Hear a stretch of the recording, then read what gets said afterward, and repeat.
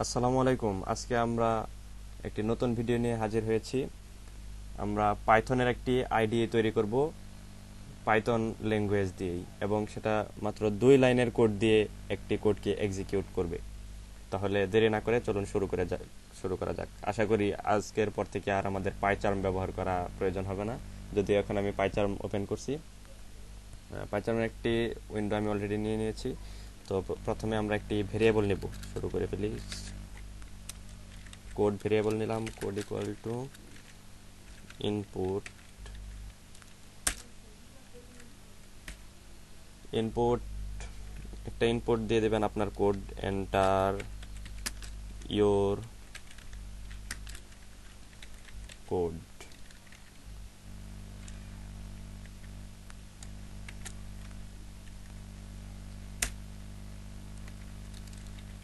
Execute code. Okay, আমাদের ID তৈরির কাজ শেষ। এখন আমরা শুধু এক্সিকিউট করব, রান করব। ওকে, এন্টার ইওর কোড। আমি প্রথমে প্রিন্ট করব hello world. Print hello world ব্র্যাকেটের মধ্যে দিয়ে দিলাম, এন্টার দিলাম। আমাদের রেজাল্ট দেখাচ্ছে হ্যালো ওয়ার্ল্ড। ওকে, এবার আরো এটাকে আরো কঠিন করে করব। আমরা আইডির উপর একটু চাপ দিব, অর্থাৎ এটাকে আমরা রিভার্স করতে যাচ্ছি। একটা কোডকে, হ্যালো ওয়ার্ল্ডকে আমরা এখন রিভার্স করে লিখব। তার জন্য আবার print print hello world.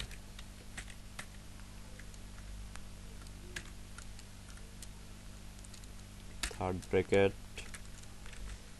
-1। Third bracket শেষ, ফার্স্ট ব্র্যাকেট শেষ।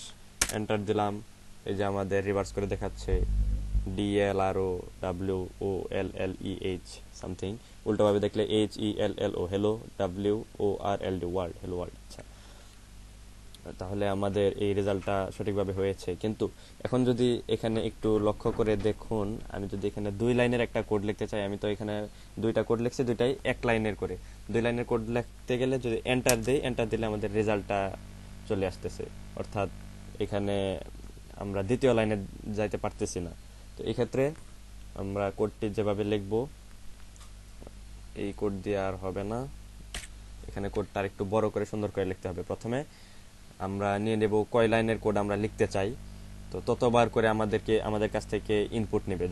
যত লাইন আমরা লিখতে চাই তত লাইনের জন্য আমাদের কাছ থেকে ইনপুট নেবে। তারপর এটাকে এক্সিকিউট করে দেবে। ওকে, শেষ হয়ে যাবে। তো প্রথমে আমরা তাহলে লাইনের পরিমাণ নিয়ে নেব। Line amount variable, line amount equal to integer input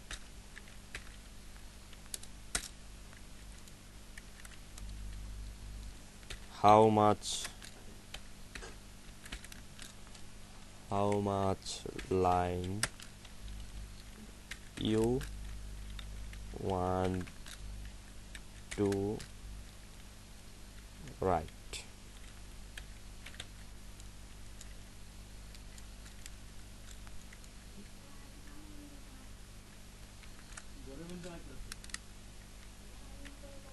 ওকে, এরপরে দ্বিতীয় লাইন আমরা প্রথমে একটি ব্ল্যাঙ্ক ভেরিয়েবল নিয়ে নেব।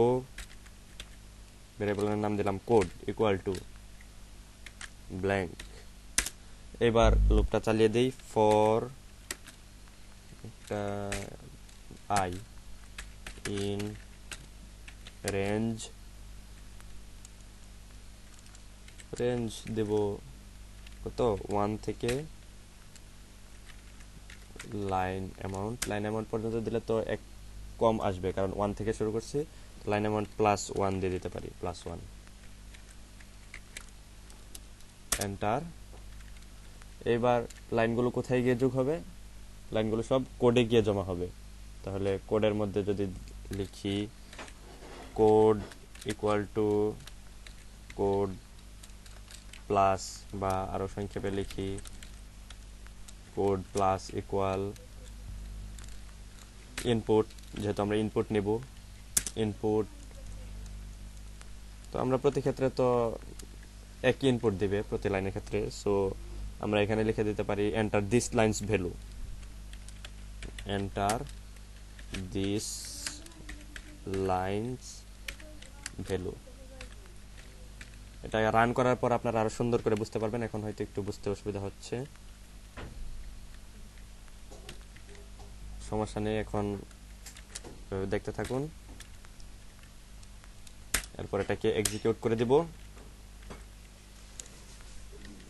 এক্সিকিউট কোনটাকে করব আমরা? কোডকে করব, কারণ সবকিছু কোডের মধ্যে যাচ্ছে। কোড রান করা যাক। বলতেছে যে how much line you want to write. তাহলে আমি প্রথমে আগে তো এক লাইনের কোড লিখছি, এখন তাহলে 2 লাইনের লিখব। 2 এন্টার দিস লাইনস ভ্যালু। প্রথম লাইন লিখব হচ্ছে কি করা যায়, আচ্ছা আমরা যদি 1 থেকে 10 পর্যন্ত নাম্বার প্রিন্ট করাতে চাই, তাহলে প্রথমে কি লিখতে হবে? ফর লুপ দিয়ে ফর I in range